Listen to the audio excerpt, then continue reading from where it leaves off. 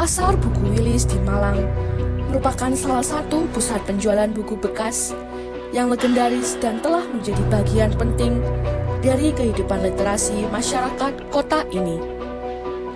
Terletak di kawasan Jalan Wilis, pasar ini dikenal sebagai tempat berburu buku-buku langka, lama, hingga buku pelajaran dengan harga yang terjangkau. Suasana yang khas dengan tumpukan buku di kios-kios kecil memberikan nuansa nostalgia dan kenyamanan bagi para pencinta buku. Tak hanya mahasiswa dan pelajar, pasar ini juga sering dikunjungi oleh kolektor dan pencinta literasi dari berbagai kalangan yang mencari referensi bacaan atau sekedar menikmati suasana khas dunia literasi.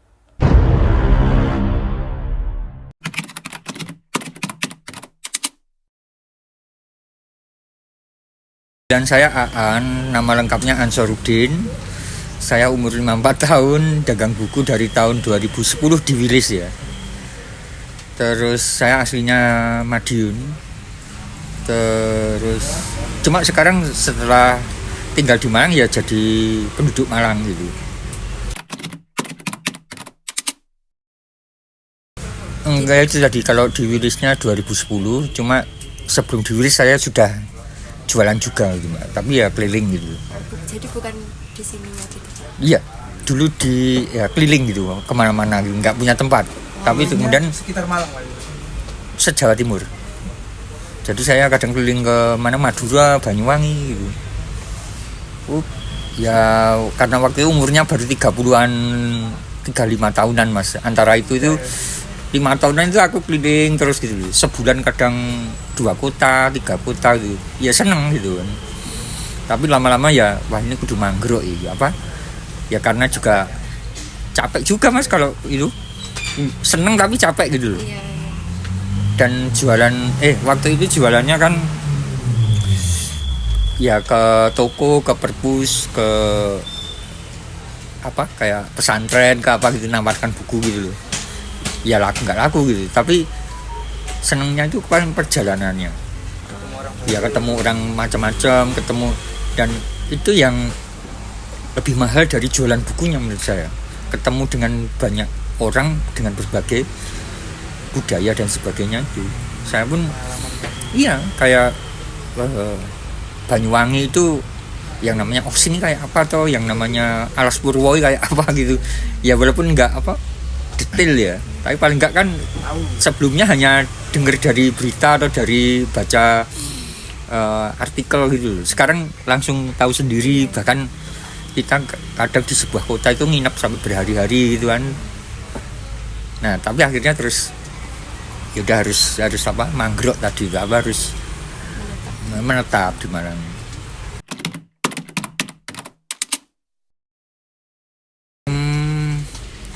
Yang saya tahu ya itu 2010 sampai saya kalau dihitung kan otomatis kalau belum 2010 saya kurang tahu. Karena memang belum di sini, masih kemana-mana tadi. Tapi sejak 2010 sampai sekarang otomatis saya ada di dalam sini, jadi tahu apa istilahnya sehari-harinya kayak apa gitu.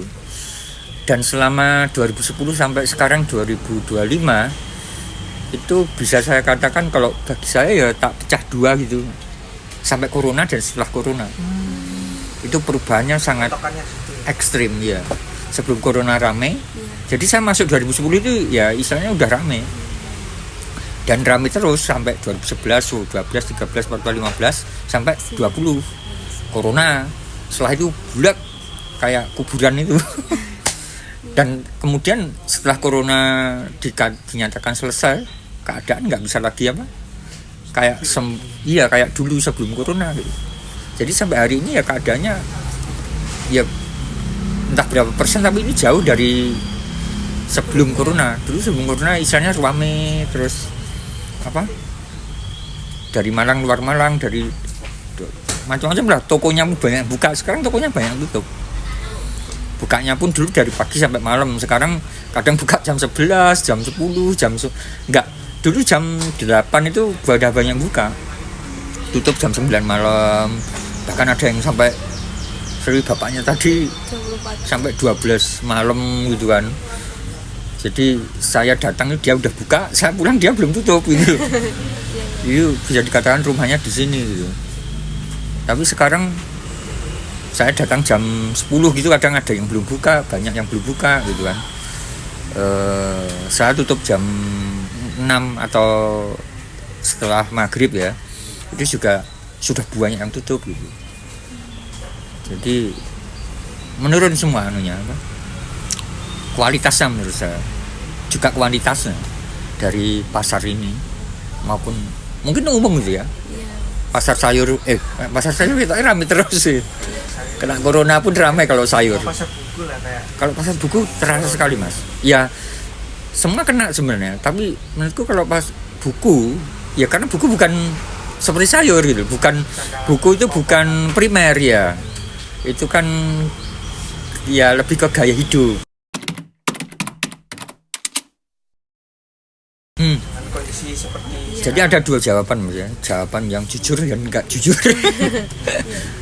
Ya artinya gini loh, saya orang yang sangat percaya sebenarnya sejak saya terutama ya mulai jualan buku itu 2000 seberapa, saya mulai pertama tahun 2000 saya sudah jualan sampai 2010 itu, kemudian tinggal di sini, sebelumnya nyales gitu kan atau keliling gitu kan.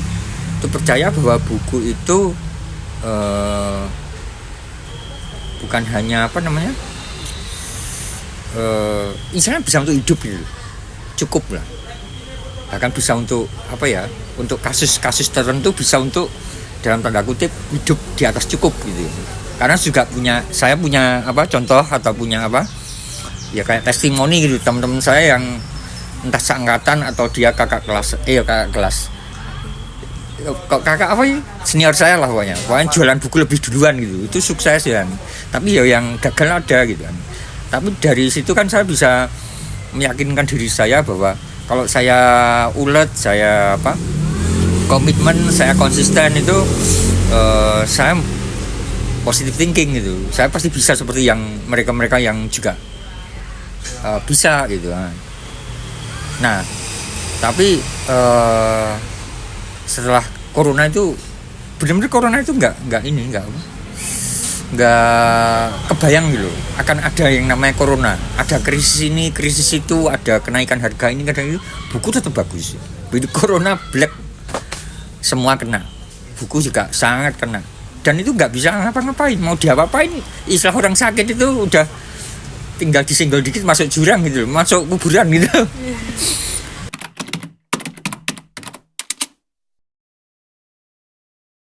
Sebenarnya soal itu mungkin analoginya seperti apa namanya, ojek pangkalan, ojek online, soal apa, beli ke mall, beli ke Shopee gitu loh. Analoginya seperti itu. Jadi terkait buku fisik sama buku e-book itu gitu. Artinya masyarakat itu tidak cukup punya preferensi. Jadi maaf ya, saya agak merendahkan bangsa sendiri jangan. Bangsa kita belum cukup terdidik untuk itu, gitu loh. Jadi belum benar-benar bisa mikir value atau nilai dari e-book sama buku fisik. Gitu. Tapi kalau secara emosi ya kebanyakan atau subjektif lebih suka fisik daripada e-book. Jadi saya bisa katakan e-book itu pengaruhnya sedikit, ada tapi sedikit terhadap buku fisik.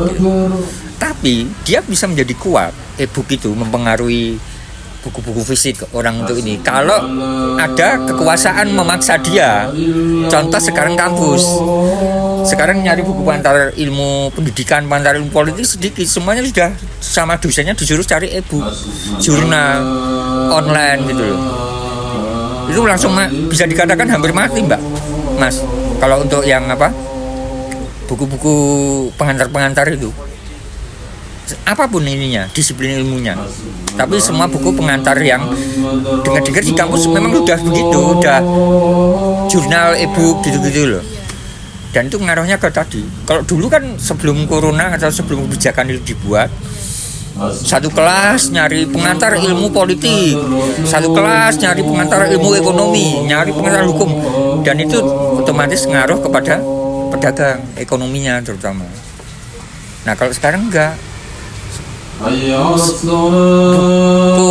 kuliahan itu yang nyari tinggal yang skripsi, tesis, disertasi. Nek pengantar itu gak ono mas. Coba barang apa? Buku-buku kayak teori awal-awal itu loh. Ya akhirnya kita harus banyak ke buku. Dulu aku banyak buku itu. Sekarang banyak buku umum aku, novel, apa? Bacaan-bacaan. Ya karena kalau novel, buku agama atau apa? Politik gitu-gitu tetap dicari. Ibaratnya gitu loh, anak kuliah itu kuliahnya hukum misalnya. Yang penting aku hafal pasal-pasal, nggak nyari buku banyak-banyak tentang hukum. Tapi aku harus nyari buku dunia Shopee, nyari buku apa novelnya Pramudia, Tan Malaka gitu. Jadi nanti koleksi raknya itu malah banyak Pram, Tan Malaka gitu. Yang buku hukumnya cuma 1-2 gitu loh. Itu menurut saya begitu sekarang. Jadi minat baca itu menurun memang. Ada menurun, tapi pengaruhnya yang paling besar bukan karena e-book gitu. E-book hanya sedikit mempengaruhi menurut saya, karena pendidikan kita belum cukup ke situ. Masyarakat belum punya kesadaran tentang e-book ataupun print out gitu loh. Jadi nek dikon nyemplung jurang gitu loh. Kekuasaan yang penting, kebijakannya yang penting. Kalau kebijakannya menyuruh mereka kalian pakai e-book, ya langsung pasar buku sepi, semua lari ke downloadan gitu, nyari e-book. Ya kami sebagai pedagang ya pengennya jangan mereka dipaksa untuk ke e-book, tapi ya itu urusan Kementerian Pendidikan kan, gitu. Baik, selanjutnya jika Bapak memiliki strategi apa sih yang Bapak punya untuk menjual buku fisik saat ini?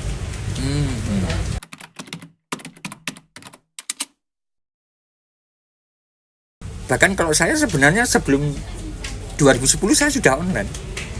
Jadi ketika saya keliling nyales tadi ke kota-kota di Jawa Timur, saya di waktu luang itu jualan di Facebook, Twitter, Friendster. Dulu medsos itu nggak kayak sekarang. Dulu ya ada namanya Friendster, ada namanya Multiply, ada namanya Plurk, ada namanya banyak mas. Tapi yang bisa bertahan memang cuma Facebook sama Twitter. Tapi sekarang juga muncul yang namanya ini itu dan Instagram, dan dengan kelebihan masing-masing ya. Kayak dulu TikTok ya nggak ada gitu kan, atau Reel yang dulu itu Facebook. Jadi aku jualan di Facebook karena aku yakin bukan masalah Facebook itu pasti hebat gitu. Tapi ke depan ya dunia maya itu akan diisi oleh orang gitu. Ya dalam pengertian maya gitu. Jadi ya itu tahun berapa terjadi saya nggak tahu, tapi makanya begitu mulai ada Facebook, Twitter tuh, kenapa nggak untuk jualan juga aku. Dan misalnya sampean datang ke toko saya, Pak, saya juga mau jualan di Facebook ya, di foto-foto, di Shopee, di foto-foto, jualan di Facebook. Nanti kalau ada yang mesen, Pak, yang ini laku, ada staff, iya, reseller ya. Nah itu sekarang banyak sekali kayak gitu. Zaman saya nggak bisa gitu. Zaman saya ya harus bukunya di bawah.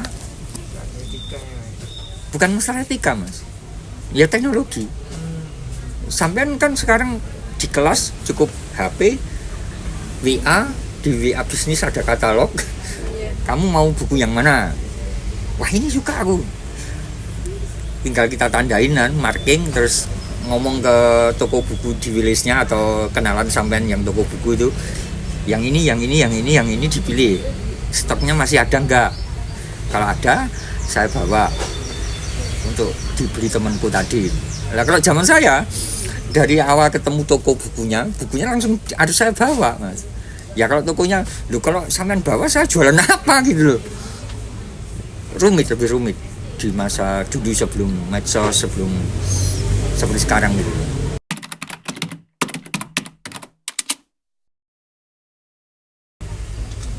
Platform seperti Shopee gitu ya.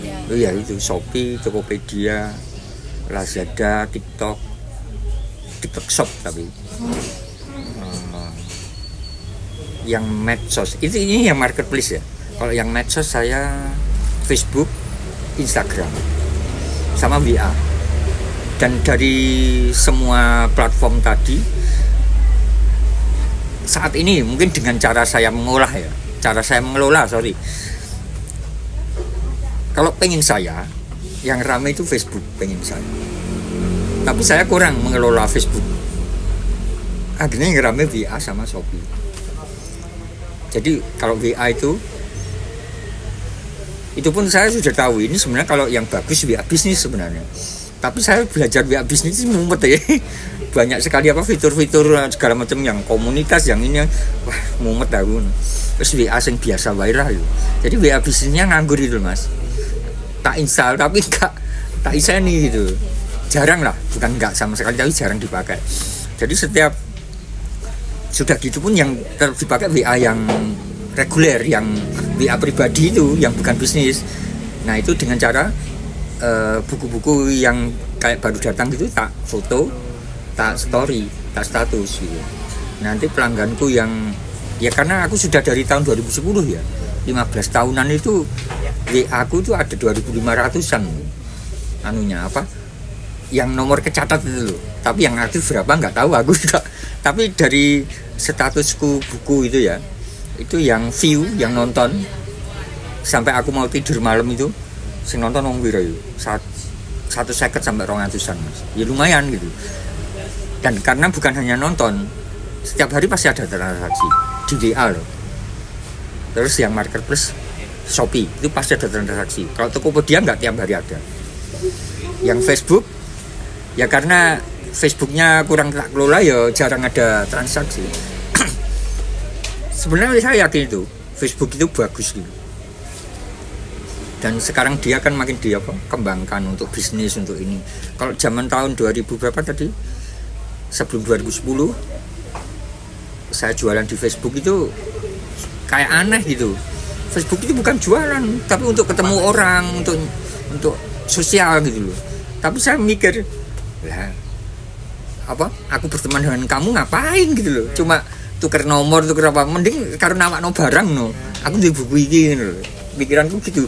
Loh, itu tak buat jualan, aku dapat notif dari Facebook waktu itu. Anda dilarang jualan. Tapi sekarang malah dibolehkan, malah di ini kan. Jadi paling enggak ya menurut saya lebih visioner daripada pemiliknya atau pengelolanya Facebook waktu tahun 2008-an itu.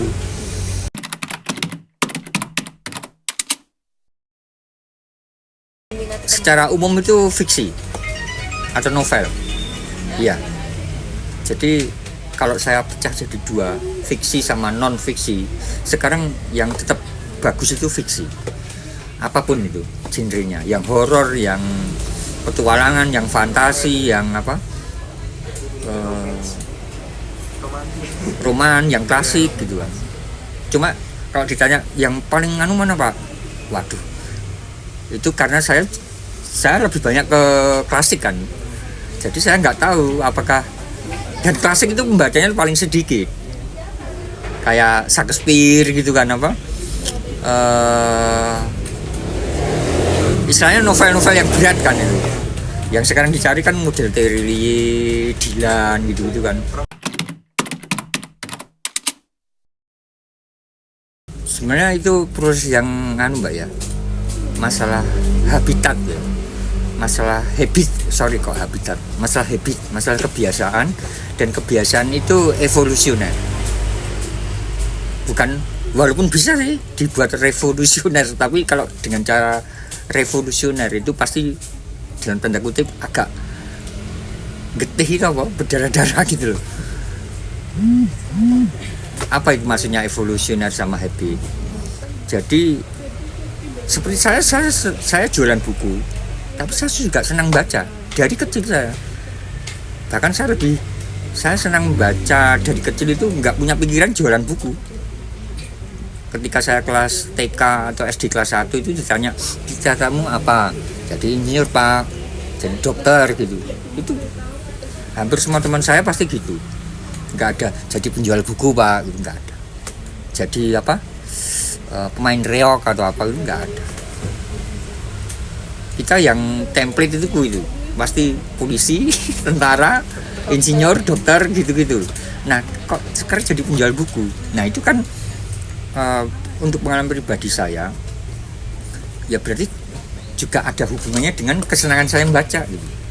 Evolusioner itu pembiasaan, bahkan kalau bisa dari dini, untuk senang membaca sampai dia dewasa, sampai dia tua, bahkan sampai tua itu jangan berhenti gitu, membacanya. Anda boleh pensiun, Anda boleh berhenti kerja, nggih Mas Nir, tapi Anda jangan pensiun membaca. Nah itu yang penting.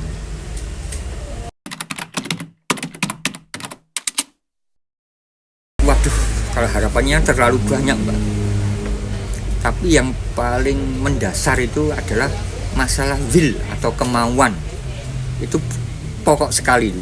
Kalau di will atau kemauan itu di breakdown, di uraikan ya, banyak sekali harapanku ke pemerintah.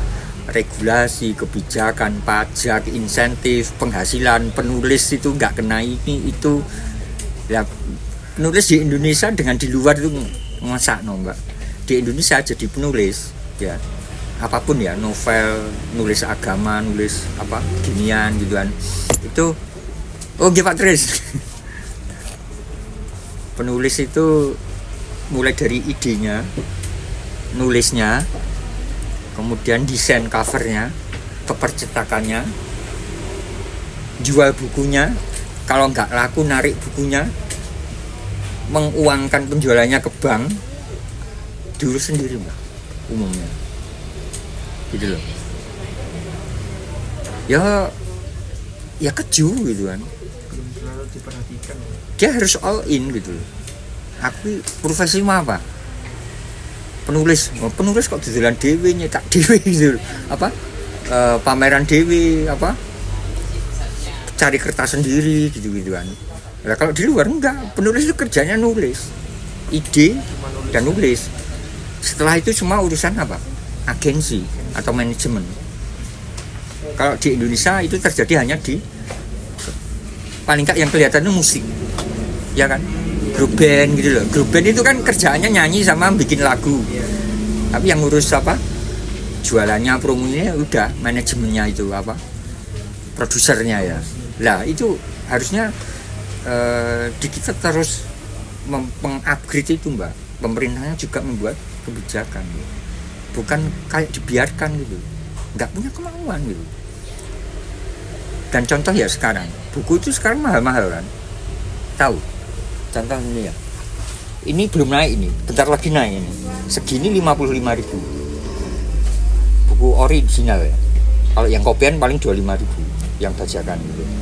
Tapi kalau yang ori segini sekarang, padahal saya jual buku ini dari tahun 2010-an. Dulu harganya masih 25.000.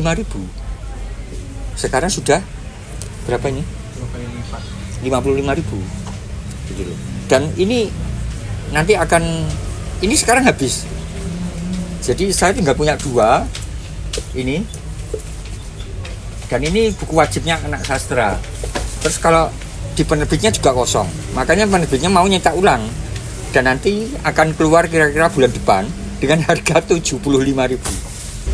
Kemauan pemerintah dalam hal ini gitu, terhadap ya kalau yang sampean alami mahasiswa atau akademik kampusan itu efisiensi pendidikan, ya kan? Gila, bangsa ini butuh pendidikan yang makin bagus, kok malah diefisiensikan pendidikannya gitu loh. Malah mempengi makan gratis ya, gitu loh.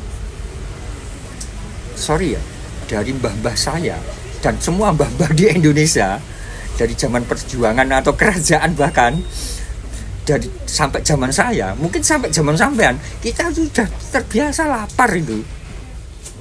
Gitu. Jadi memang benar menurut saya loh, pikiran waras saya, bukan makanan gratis, kita itu butuh pendidikan gratis. Jadi kemauan untuk pembuat kebijakan pemerintah itu ke pendidikan itu nggak usah bicara pendidikan ini untungnya apa. Pendidikan ini bukan bicara untung rugi gitu. 3 hal yang kita jangan main-main ya negaranya ini, dimanapun negara itu, khususnya Indonesia terhadap ojo jualan sama rakyatnya itu adalah pendidikan, kesehatan, sama subsidi.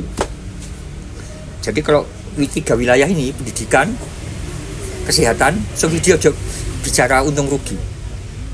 Rugi pun nggak apa-apa untuk menyehatkan rakyatnya, untuk mendidik rakyatnya, untuk mensubsidi rakyat.